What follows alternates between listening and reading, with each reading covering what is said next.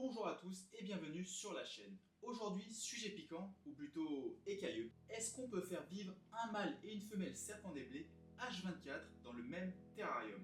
Spoiler, c'est pas si simple. Alors on va décortiquer tout ça ensemble avec du bon sens, des faits et un brin de fun, comme d'hab. Allez, c'est parti!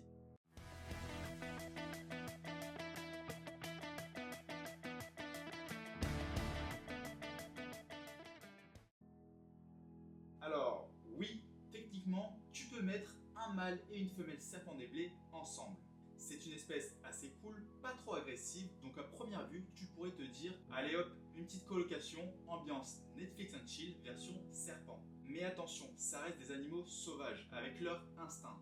Et vivre à deux, pour eux, c'est pas forcément la fête tous les jours.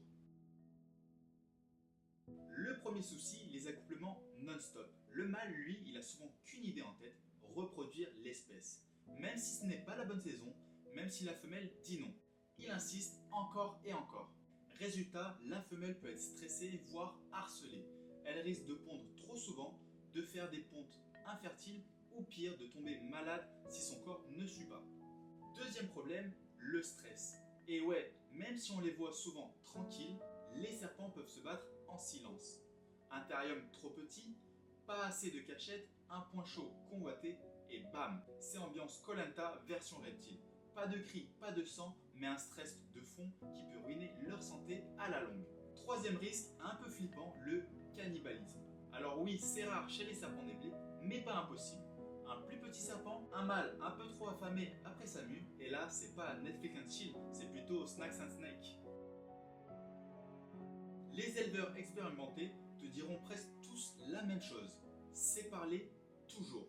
Sauf si bien sûr tu veux faire de la reproduction et que tu sais ce que tu fais. Et même là, on les met ensemble que quelques jours max. On surveille bien et dès que le travail est fini, chacun retrouve son appart. Fin de l'histoire.